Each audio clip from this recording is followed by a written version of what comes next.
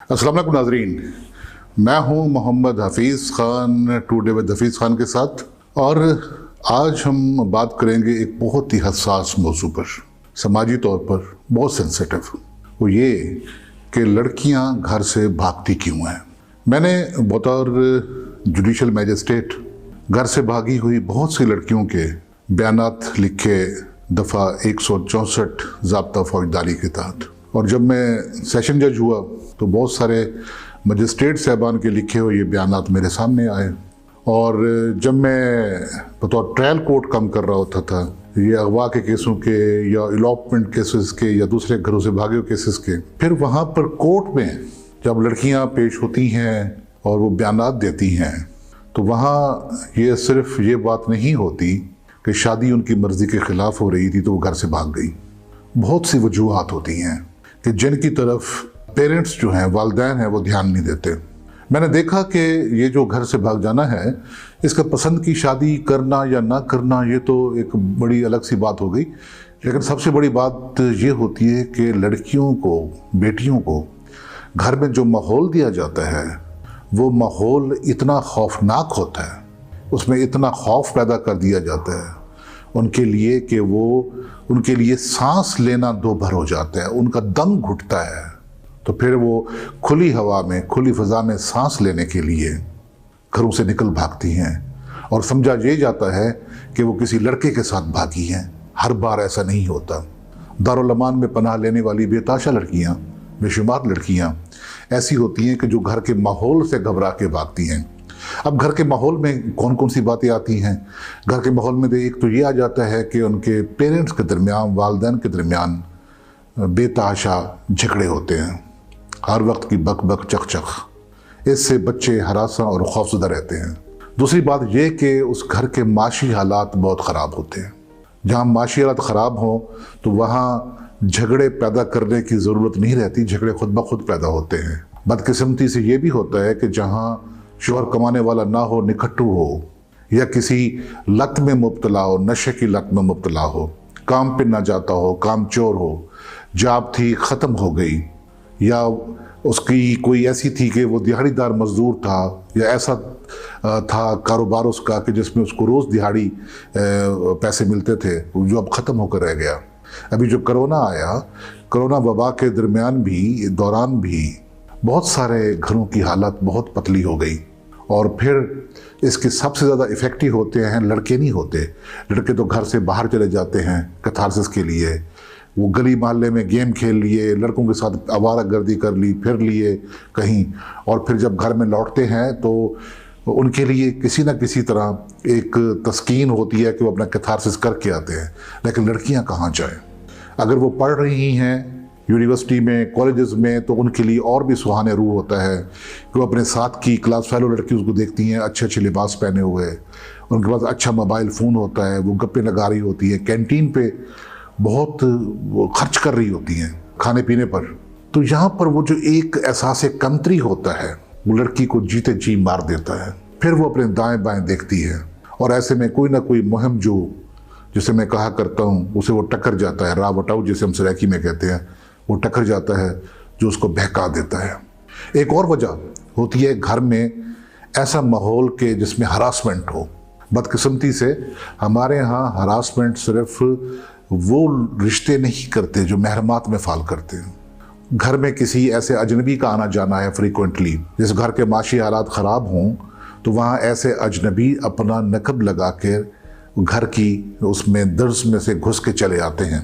कभी वो खाने पीने का सामान लेकर आ रहे हैं, कभी वो फल फ्रूट लेकर आ रहे हैं, कभी वो गोश्त वगैरह और खाने पकाने की चीज़ें लेकर आ रही हैं, जैसे किचन चलता है। तो फिर आहिस्ता आहिस्ता जो घर का एक बड़ा होता है उसकी वो जगह रिप्लेस कर देते हैं, वो जगह खुद संभाल लेते हैं। लेकिन उनकी नीयत में फतूर होता है, बदनीयत होती है वो, उनकी निगाह घर की किसी लड़की पर होती है।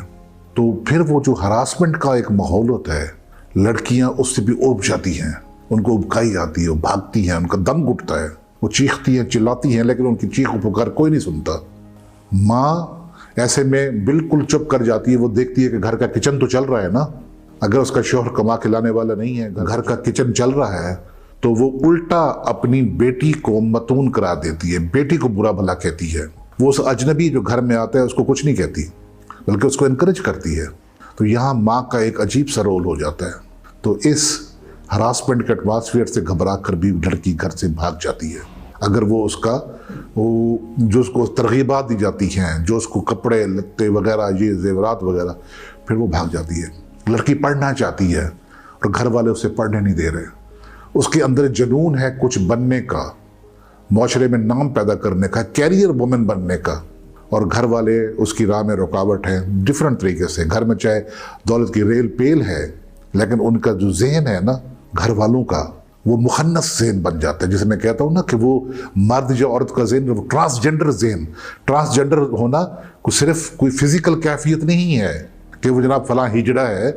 मैंने ऐसे बहुत से जहनी हिजड़े देखे हैं, लोग जिनके जहन ट्रांसजेंडर है।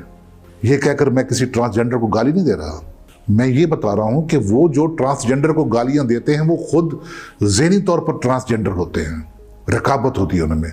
तो फिर लड़कियाँ घर से भाग जाती हैं, या कोई दूर का रिश्तेदार या कोई करीबी रिश्तेदार लड़कियों को जिनसी तौर पर हरासा करता है। जब लड़कियां अपनी आवाज़ निकालती हैं, पहले तो खौफजदा होती हैं, किसी से नहीं कह सकती, लेकिन थोड़ी सी लिबर्टी लेती है, माँ को अपना वो मुरब्बी जानकर, हमदर्द जानकर माँ से बात करना चाहती है तो माँ धत्कार देती है, यकीन नहीं करती, तो फिर लड़की घर से भाग जाती है। फिर वो लड़कियाँ जिन्होंने गुर्बत में रहते हुए बड़े ऊंचे ख्वाब देख रखे होते हैं और उन्हें दूर दूर तक अपने ख्वाब पूरे करने की कोई सूरत दिखाई नहीं देती, तो वो लड़कियां घरों से भाग जाती हैं। और हमारे माशरे में भागी हुई घर से लड़की का कोई पुरसान हाल नहीं, कोई उसे कबूल नहीं करता, वो कटी हुई पतंग बन जाती है। ना उसे घर वाले कबूल करते हैं, ना उसे मुआशरा कबूल करता है, ना उसे कोई रिश्ता मिलता है। और फिर एक ऐसी तकलीफ दे जिंदगी उसके सामने होती है कि या तो वो जिसे कहते हैं ना कि नमक के कान में मिलकर वो खुद नमक हो जाए, अपने आप को बर्बाद कर ले, और अगर सर उठाकर चलना चाहती है तो उसके लिए कदम कदम पे हरासमेंट है। फिर वो एक माहौल होता है कि उन्होंने पेरेंट्स ने बच्ची को उसने तालीम कुछ हासिल कर ली, उसने कुछ जॉब कर लिया, तो उसकी वर्क प्लेस पे जो उसके लिए हरासमेंट होती है, सेक्सुअल हरासमेंट, वो घर आकर बताना चाहती है कि मैं ऑफिस नहीं जाती, मैं ये काम नहीं करती, मैं ये जॉब नहीं करूँगी। तो घर वाले फिर उसकी नहीं सुनते। उन्हें ये होता है कि घर में कुछ इनकम तो आ रही है ना, तो लड़कियां फिर भाग जाती हैं। वो क्या करें, कहाँ जाएं? वो अपनी इज्जत तो बर्बाद नहीं करती थी ना। मेरे इल्म में ऐसे वाक़यात भी आए कि लड़की कहीं जॉब कर रही है, उसकी शादी की उम्र गुजरी जा रही है, और पेरेंट्स सिर्फ इस वजह से उसकी शादी नहीं कर रहे होते कि चलें घर का खर्चा तो चल रहा है ना, कमा के तो ला रही है ना, उनकी गुर्बत तो दूर हो रही है ना। और अगर उसकी शादी कर दी गई तो वो जो इनकम एक रेगुलर घर में आ रही है वो ख़त्म हो जाएगी, तो वो तो उसके हस्बैंड के घर में जाएगी ना। तो फिर ऐसे में लड़की के लिए कोई वजह नहीं रहती कि वो अपने पेरेंट्स के ख़िलाफ़, अपने वालिदैन के ख़िलाफ़ बगावत करे और घर से भाग जाए, या अपने आप को उसी तरह बर्बाद कर ले कि उसकी तनख्वाह गिरवी की गिरवी रखी होती घर में, कहीं को अल्ले तल्ले हो रहे हैं, कहीं एक निकट्ठू भाई के शौक़ पूरे किए जा रहे हैं, कहीं किसी बहन की शादी की जा रही है जो लिखी पढ़ी नहीं है, तो उसको बना लिया जाता है कि वही घर की अंदाता है खाम खा का।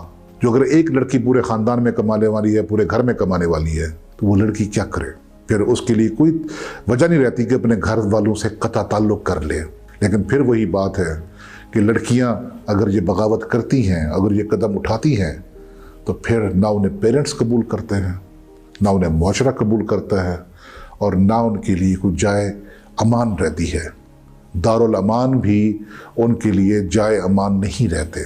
तो इससे पहले कि ये नापसंदीदा सूरत हाल घरों में हो, बच्चों की आवाज़ सुने, उनकी शक्ल देखें, वो क्या कहना चाहते हैं, वो आपसे बात करना चाहते हैं, आप उनकी बात नहीं सुनते।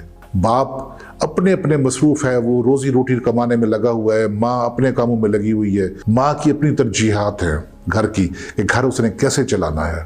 तो ऐसे में फिर जो बच्चियाँ हैं, बेटियाँ हैं, अगर आप उनकी आवाज़ नहीं सुनेंगे तो उनके पास कोई रास्ता नहीं होता कि या तो अपने आप को मार दें।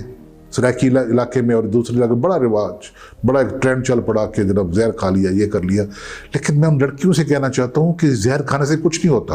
आप अपने आप को मार दोगे तो उसे मौशर नहीं संवरेगा, या आपके मार देने से, अपने आप को मार देने से, खुदकुशी कर लेने से कोई वो नहीं छूटेगी जान, आपके घर के हालात नहीं बदलेंगे। या आप ही चली जाओगी, एक दो दिन, तीसरा दिन, चौथा दिन आपको सब भूल जाएंगे। अपने आप को जिंदा रखें, इस मुआशरे के लिए एक अच्छा शहरी बने, अपने आप को मनवाएं, अपनी कुव्वत को मनवाएं और बुरे से बुरे हालात में भी जीना सीखें। यही जिंदगी है। नाज़रीन, अगर आपको ये मेरी गुफ्तगू अच्छी लगी हो तो इस चैनल को टुडे विद हफीज़ खान को ज़रूर सब्सक्राइब करें, लाइक करें और शेयर करें। अगर आप कोई अपनी बात हमसे शेयर करना चाहते हैं तो इस वक्त स्क्रीन पे आपको हमारा व्हाट्सएप नंबर दिखाई दे रहा है, उस पर आप अपना मैसेज, वीडियो, ऑडियो आप कंफर्टेबली भेज सकते हैं। तो उस फीडबैक के नतीजे में हम आपसे फिर गुफ्तगू करेंगे। इसलिए इस वक्त लम्हा मौजूद में हफीज़ खान को इजाज़त दीजिए। खुदा हाफिज़।